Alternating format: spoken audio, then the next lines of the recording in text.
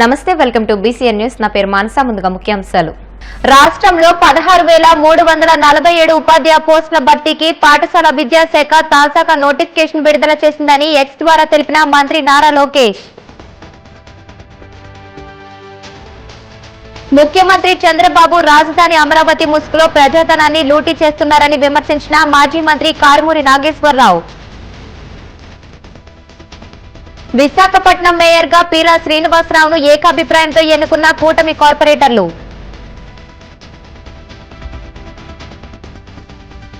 రానున్న రోజుల్లో చీరాల బీచ్లను దేశంలోనే ప్రసిద్ధ పర్యాటక కేంద్రాలుగా మారుస్తామని చెప్పిన జిల్లా అధికారి Kritika Shukla.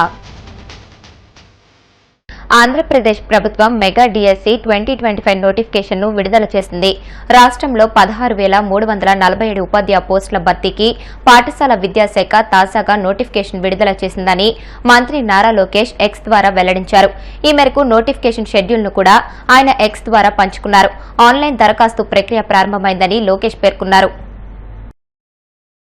Welcome to District Selection Committee portal. New users must register by filling out the form to receive a user ID and password.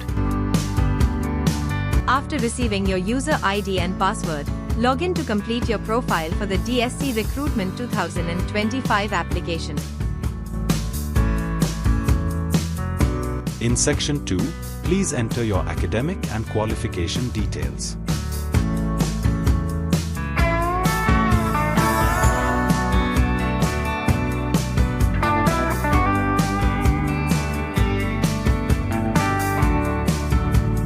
If you have completed an undergraduate degree, click here to add the details. Enter your AP-TET qualification details to process your application. You may also add any additional qualifying papers if applicable.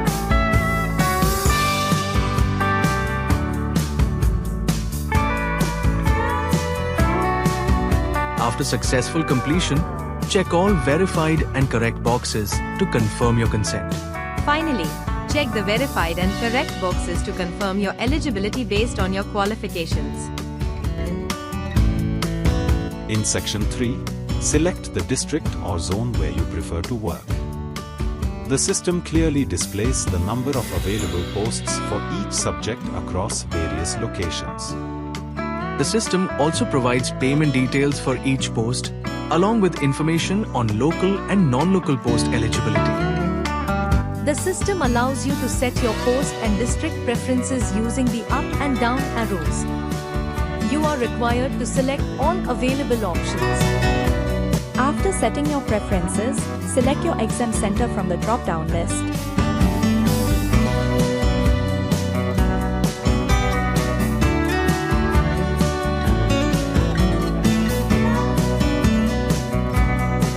As mentioned, you have to select all available posts.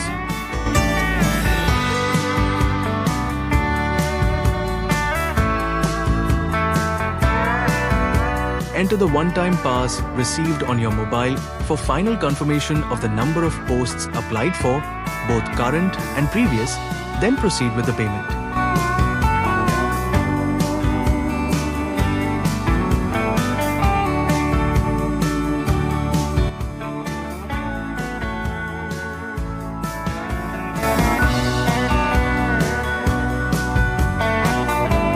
You have to first click on Verify and then Pay Now. Once the payment is complete, print the entire application and view the details. Lastly, upload all required supporting documents by clicking on the Document Uploads option. Thank you. రాజధాని అమరావతి నిర్మాణంలో అంతులేని దోపిడీకి CM Chandrababu తెగబడ్డాడని మాజీ మంత్రి YSRCP regional coordinator Karumuri Nageswararao మండిపడ్డారు. తాడేపల్లి వైఎస్ఆర్సీపీ కేంద్ర కార్యాలయంలో ఆయన మీడియాతో మాట్లాడుతూ రాజధాని నిర్మాణ సంస్థల టెండర్లలో పెద్ద ఎత్తున ప్రజాధనంను లూటీ చేస్తున్నారని ఆరోపించారు. తమకు కావాల్సిన వారికి దేశంలో ఎక్కడా లేని విధంగా అత్యధిక రేట్లకు టెండర్లు కట్టబెట్టారని ధ్వజమెత్తారు. మొబిలైజేషన్ అడ్వాన్స్ల రూపంలో వారికి ముందస్తు చెల్లింపులు చేసి దాని నుంచి 8% కింద ముడుపులు అందుకున్న ఘనుడు చంద్రబాబేనని తీవ్ర స్థాయిలో ఆగ్రహం వ్యక్తం చేశారు.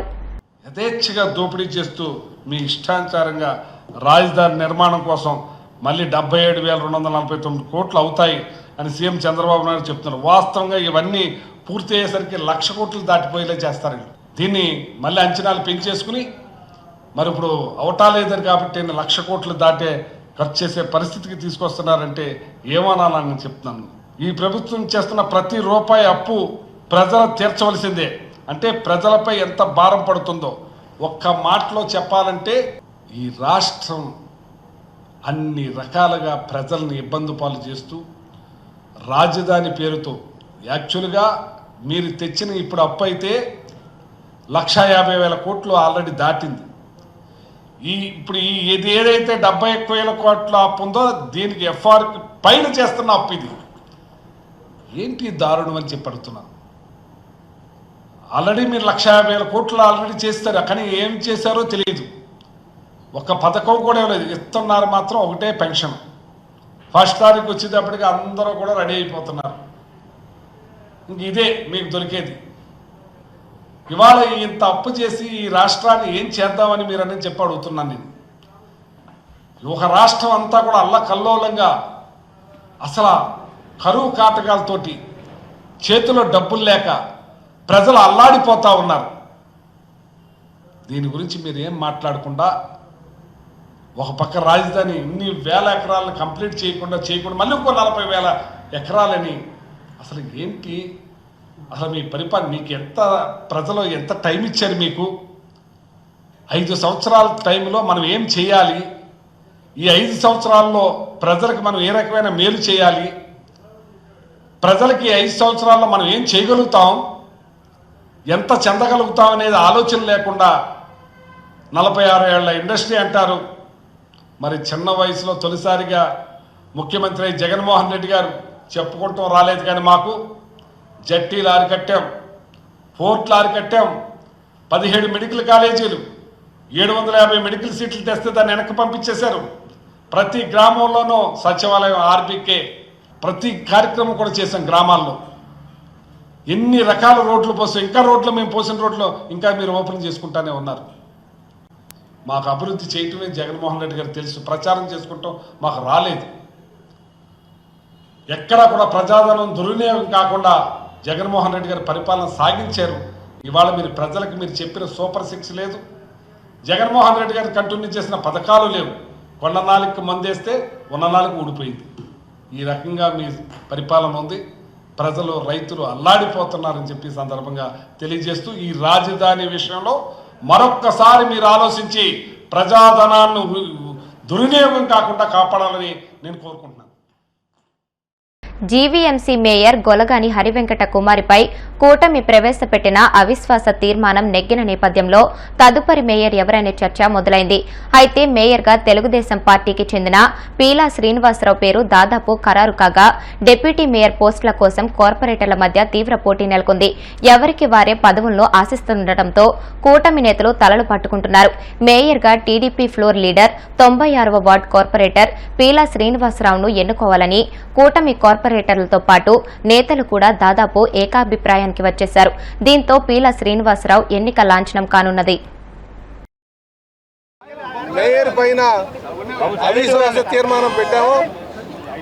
అది నెగ్గినందుకు గాను కూటమి నాయకులకు దానికి సహకరించినటువంటి ప్రతి ఒక్కరికి కూడా ఈ సందర్భంగా మేము ధన్యవాదాలు తెలియజేస్తున్నాం.